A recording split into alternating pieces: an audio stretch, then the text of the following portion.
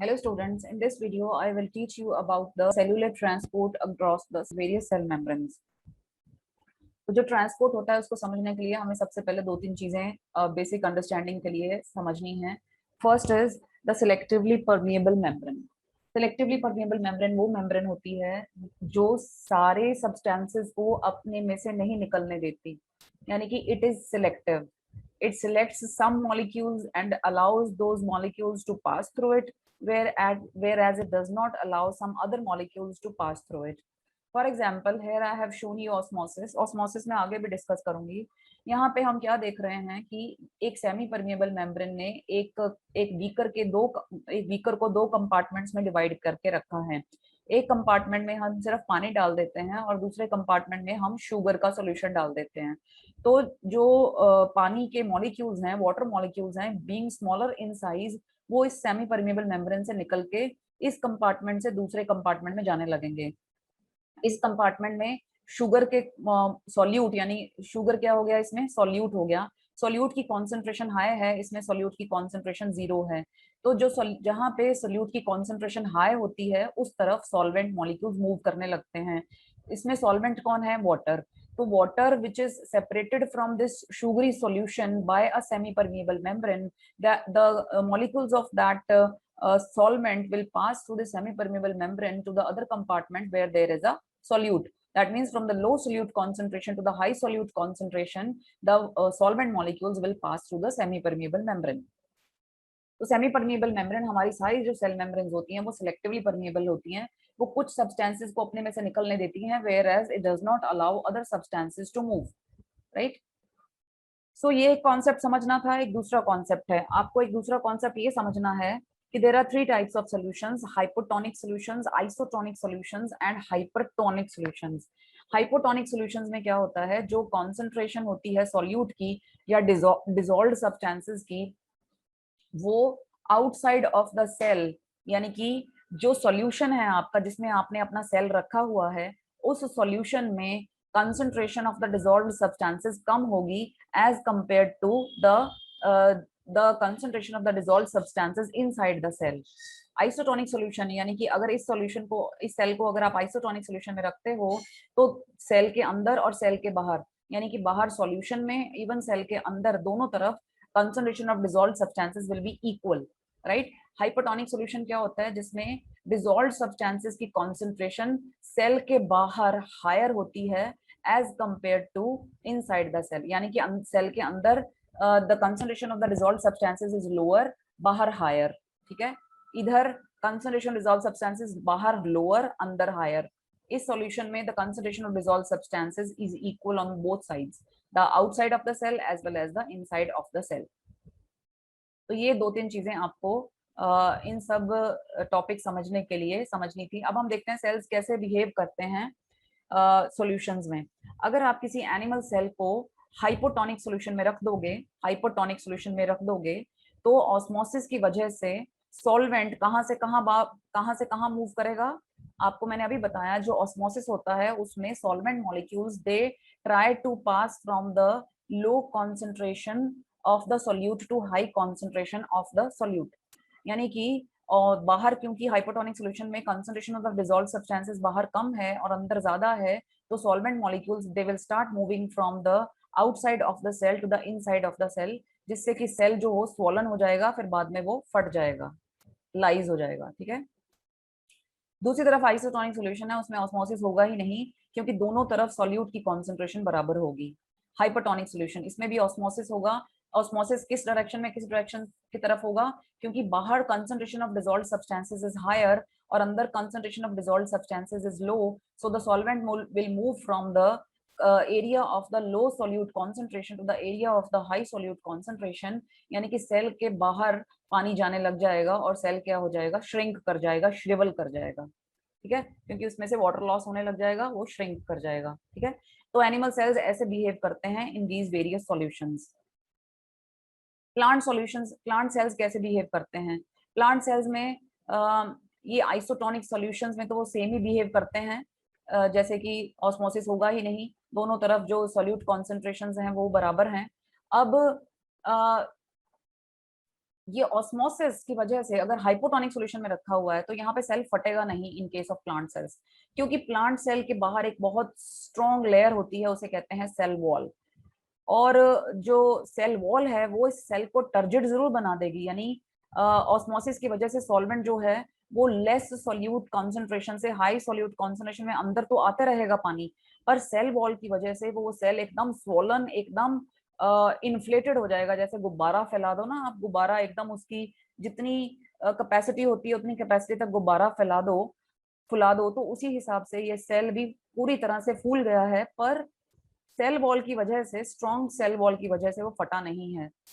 Hypotonic solution में तो hypotonic solution में सेम ही होगा, क्योंकि क्या होगा, the solvent molecules will pass from the low solute concentration inside the cell to high solute concentration outside the cell.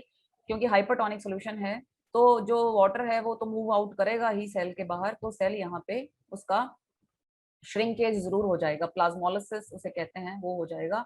Let's see how this happens.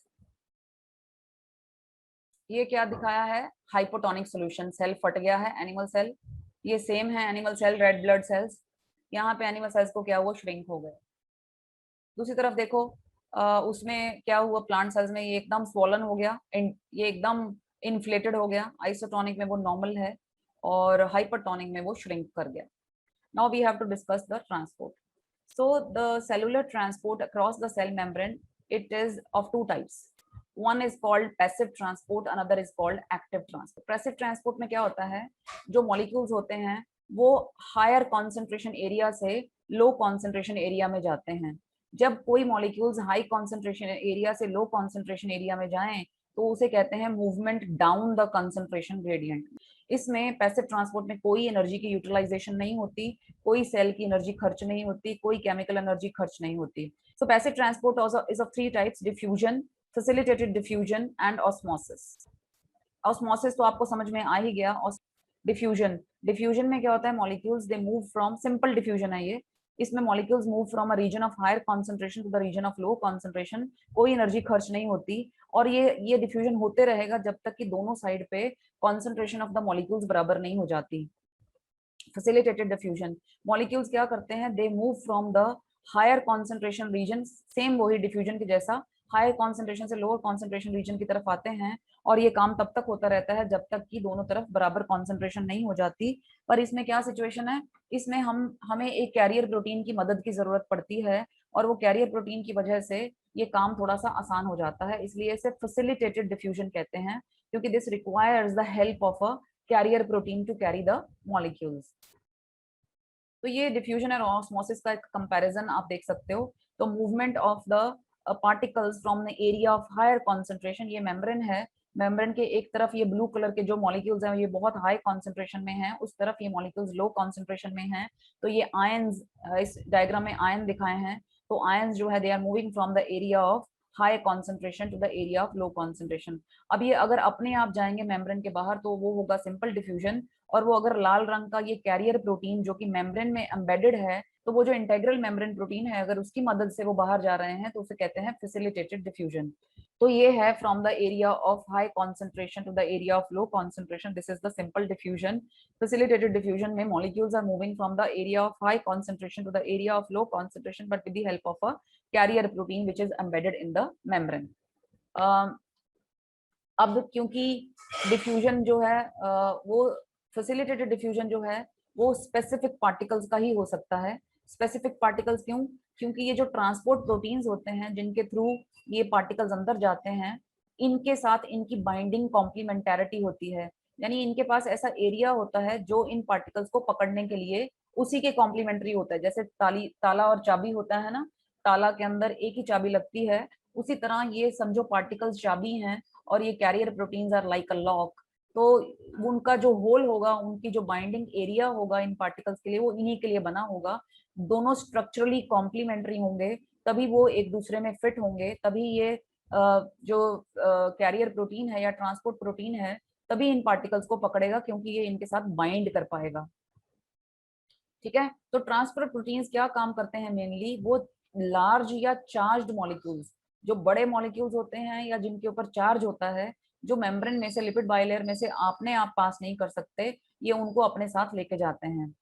Glucose एक ऐसा एग्जाम्पल है, ग्लूकोज मॉलिक्यूल को अगर सेल के अंदर आना है तो उसको इस तरह के कैरियर प्रोटीन की जरूरत पड़ती है। It is moved into the cell through the facilitated diffusion.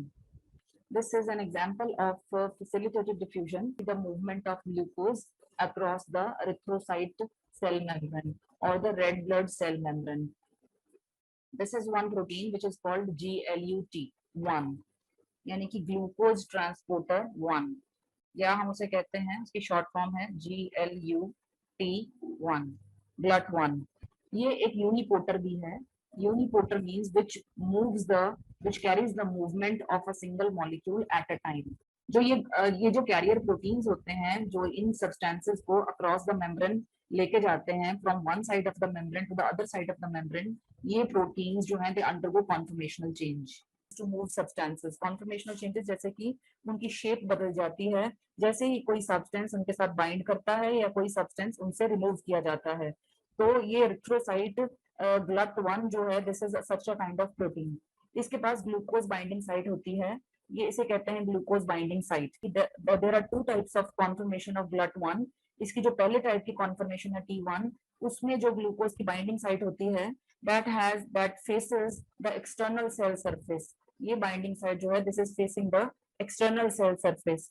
और एक दूसरी कॉन्फॉर्मेशन होती है T2, उसमें ग्लूकोज की जो बाइंडिंग साइट है that faces the inside of the cell, that means it faces the cytoplasm. इस तरफ क्या है, इनसाइड है यानी कि साइटोप्लाज्म है, और बाहर क्या है, आउटसाइड यानी कि आउटसाइड द सेल।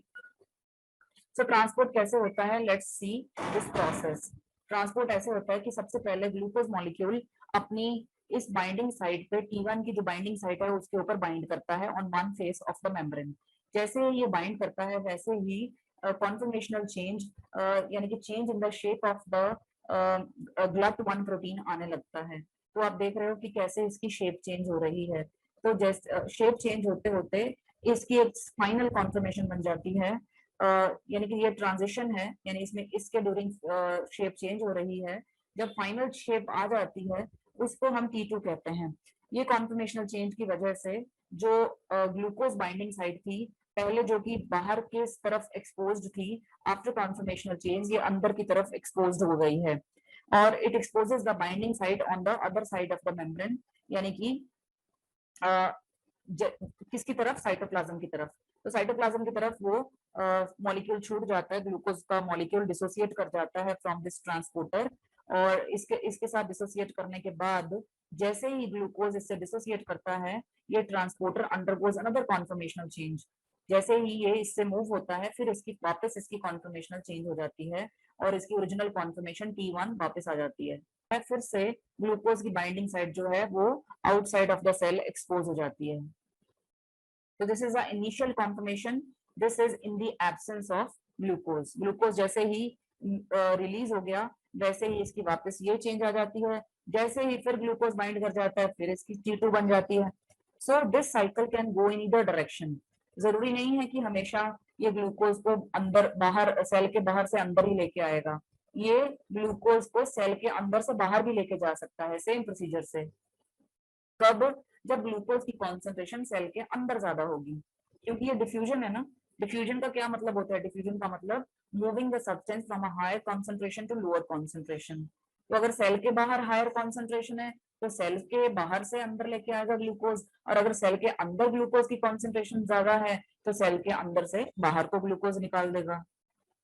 सो ये जो ग्लट ट्रांसपोर्टर है, GLUT1 है, ये काम तब तक करता रहता है जब तक कि ग्लूकोज की concentration across the erythrocyte membrane क्या नहीं हो जाती, अक्रॉस द एरिथ्रोसाइट मेम्ब्रेन बराबर नहीं हो जाती।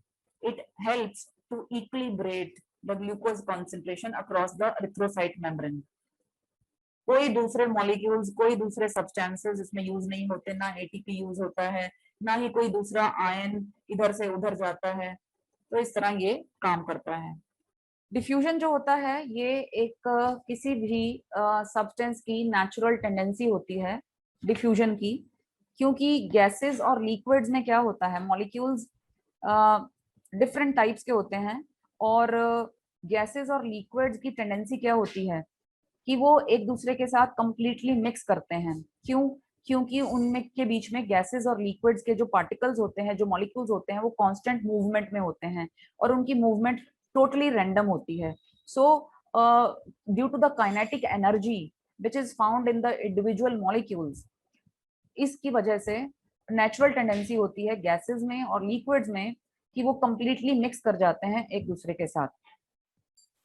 Consider to types of molecules, दो तरह के मॉलिक्यूल्स कंसिडर करो. जैसे जैसे एक टाइप के मॉलिक्यूल्स मूव करते हैं तो वो स्कैटर कर जाते हैं from the central location. The other type of molecules also tend to disperse. The reason of this random motion is that two types of molecules are eventually mixed. अब suppose कर लो आपने क्या किया, आपने वाटर लिया, वाटर के molecules एक हो गए, आपने उसमें शुगर के क्रिस्टल्स डाल दिए, शुगर के क्रिस्टल्स दूसरे टाइप्स के मॉलिक्यूल्स हो गए, पर शुगर इसमें सॉलिड है. धीरे धीरे शुगर डिसॉल्व होना शुरू हो जाएगी, शुगर के पार्टिकल्स जो हैं वो सॉल्यूशन में आना शुरू हो जाएंगे. तो अब उनके बीच में कांस्टेंट, अब वाटर के मॉलिक्यूल्स के बीच में कांस्टेंट काइनेटिक एनर्जी थी जो उस शुगर क्रिस्टल्स को स्ट्राइक करती रही जिससे वो शुगर मॉलिक्यूल्स डिसॉल्व हो गए. Now take the example of one liquid and the another liquid.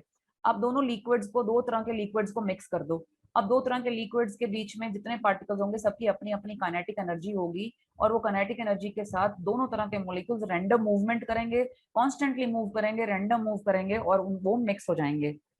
जैसे कि मैंने आपको एग्जांपल दी, शुगर क्यूब रख दो आप, एक शुगर क्यूब मिलते हैं ना चाय में डालने के लिए या दूध में डालने के लिए, उनको एक ग्लास ऑफ वाटर में एक शुगर क्यूब आप नीचे रख दो. आप आंखों से भी देख सकोगे कि some of the sugar molecules they move away from the cube, जबकि दूसरे molecules they move in the opposite direction. Sugar molecules वापस किसके पास भी आते रहेंगे, शुगर क्यूब के पास भी आते रहेंगे, और शुगर में से वो पार्टिकल्स, नए पार्टिकल्स निकलते भी जाएंगे, जो पार्टिकल्स निकल गए वो शुगर की तरफ वापस भी आते जाएंगे. पर ज्यादा sugar molecules would move away from the original cube and less sugar molecules will come back to the original cube. So ऐसा क्यों? बिकॉज शुगर क्यूब के पास बहुत ज्यादा शुगर मॉलिक्यूल्स हैं टू स्टार्ट विद, तो ज्यादा शुगर मॉलिक्यूल्स उसमें से निकलेंगे और कम शुगर मॉलिक्यूल्स उसकी उस डायरेक्शन में, शुगर क्यूब की डायरेक्शन में वापस आते दिखेंगे. पर हम इंडिविजुअल मूवमेंट नहीं देख रहे कि शुगर पार्टिकल्स क्या कर रहे हैं, हम ओवरऑल मूवमेंट देख रहे हैं. Overall movement is termed the net movement. Net movement is the movement in one direction minus the movement in opposite direction. जो मॉलिक्यूल्स शुगर क्यूब में से बाहर जा रहे हैं वो ज्यादा हैं, जो शुगर क्यूब की तरफ वापस आ रहे हैं वो कम हैं. तो नेट मूवमेंट क्या होगी? Net movement will be the movement, net direction जिसमें ज्यादा नंबर ऑफ मॉलिक्यूल्स मूव कर रहे हैं वो ही आपकी नेट मूवमेंट होगी, यानी बाहर की तरफ. Net movement will be the movement of the sugar molecules out of the sugar cube. तो यही डिफ्यूजन है, जो नेट मूवमेंट है, यही, इसी को हम क्या कहते हैं? Net movement is nothing but the diffusion. It is defined as the net movement of a kind of a molecule from a place where that molecule is in high concentration to a place where the molecule is less in concentration. अब जो sugar cube के molecule जब completely disperse हो जाएंगे और movement in all directions, सारी directions में movement जो है वो इक्वल हो जाएगी, तो हम कहेंगे the system has reached the dynamic equilibrium.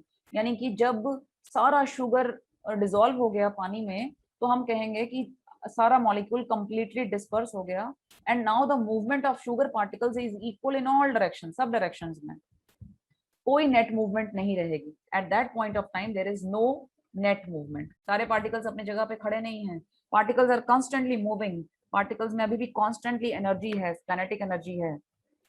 अब यही चीज हम सेल मेम्ब्रेन के ऊपर अगर अप्लाई करें, because the cell membrane is composed of phospholipids and proteins, और वो मेम्ब्रेन्स के फॉस्फोलिपिड्स और प्रोटीन्स भी क्या हैं? कांस्टेंट मोशन में हैं.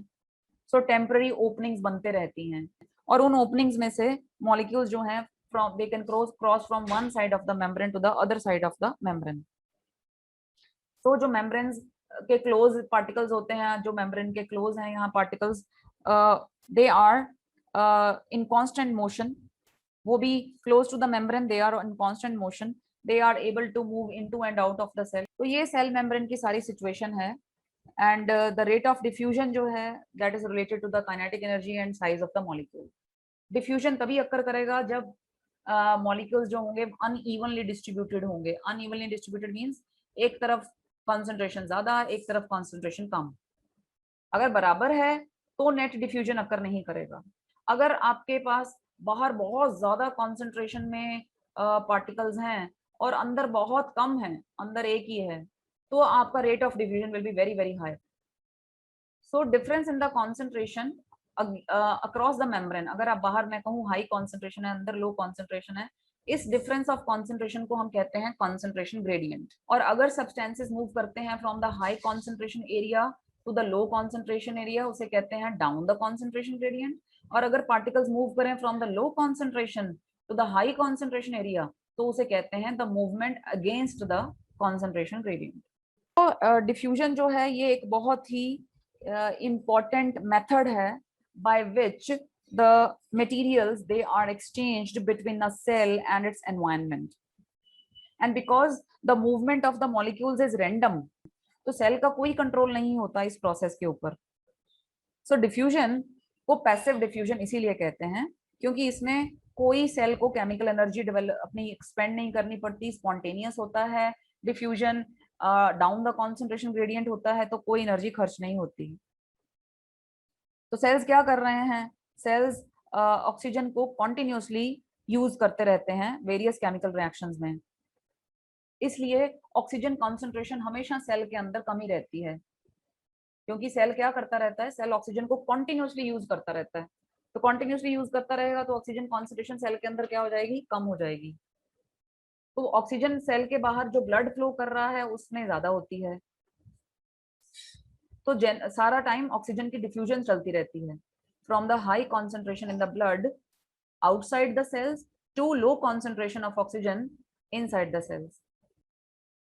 और जो बड़े बड़े एनिमल्स होते हैं, बहुत ह्यूज एनिमल्स होते हैं, आपको पता है उनकी बॉडी के सारे सेल्स जो हैं वो अंदर गहराई में, they are buried deep into the body. हमारी सारी बॉडी के सेल्स हमारी स्किन के ऊपर थोड़ी हैं, हमारी स्किन के अंदर सेल्स हैं, फिर हमारी बोन के सेल्स हैं, फिर हमारे ऑर्गन्स के सेल्स हैं।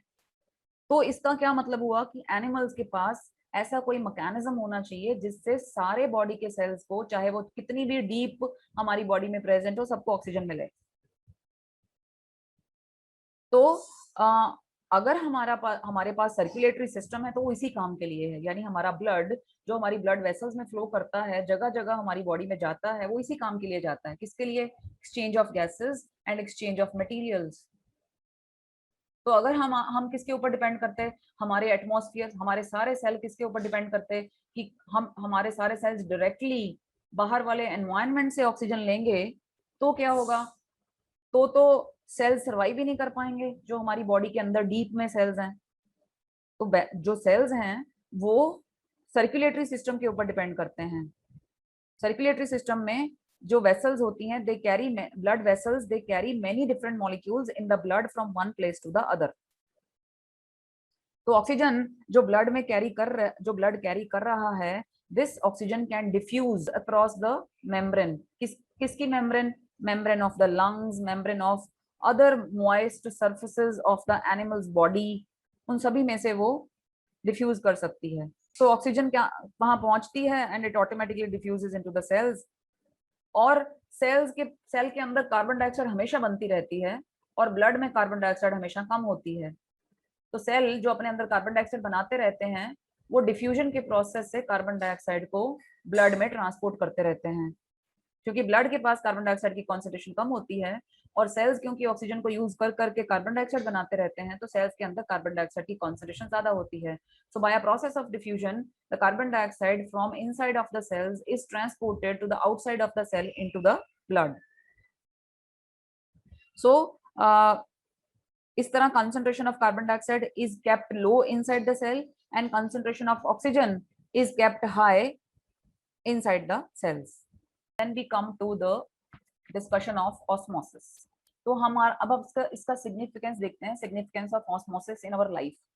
एनिमल सेल्स जो हैं वो हमेशा ब्लड में बेस्ड होते हैं, यानी कि ब्लड उनके आसपास घूम रहा होता है। किडनीज क्या करती हैं, किडनीज ब्लड को हमेशा आइसोटोनिक रखती हैं। आइसोटोनिक मींस उसको, उसके अंदर डिसॉल्व्ड सब्सटेंसेस की कॉन्सेंट्रेशन और वाटर की कॉन्सेंट्रेशन बिल्कुल सेल्स के अंदर जितनी कॉन्सेंट्रेशन होगी उसके बराबर रखती हैं। कैसे रखती हैं, क्योंकि ब्लड तो, अब मैंने कहा कि ब्लड हमारी बॉडी में से सारा वेस्ट मटेरियल सारे सेल से इकट्ठा करता है और वेस्ट गैसेस इकट्ठी करता है, तो इसका मतलब उसके अंदर बहुत सारे वेस्टफुल मटेरियल्स होते हैं। पर किडनीज के पास ये ब्लड साफ होने के लिए जाता है और किडनीज इसमें से सारा एक्सेस सॉल्ट, एक्सेस वाटर को रिमूव करके उस ब्लड को हमेशा आइसोटोनिक रखती हैं, ताकि हमारे सेल्स एकदम आराम से सरवाइव कर सकें ब्लड में। तो ये एक तरीका है। बहुत सारे मल्टी सेलुलर ऑर्गेनिजम्स, हम जैसे मल्टी सेलुलर ऑर्गेनिजम्स भी हैं। हमारी जो स्किन है वो एक water proof area, water proof skin होती है हमारी, जो हमारी स्किन को वेट नहीं होने देती। हमारी स्किन के ऊपर पानी जरूर पड़ेगा तो, पर वो गीली नहीं होती। जैसे कपड़े हमारे कैसे गीले हो जाते हैं, तो हमारी स्किन वैसे गीली नहीं होती। क्यों? क्योंकि हमारी स्किन जो है वो एक वाटर प्रूफ एरिया है और उसमें हमारी बॉडी में ना तो अंदर वाटर एंटर कर सकता है हमारी स्किन से, ना हमारी स्किन से उसका वाटर लॉस हो सकता है।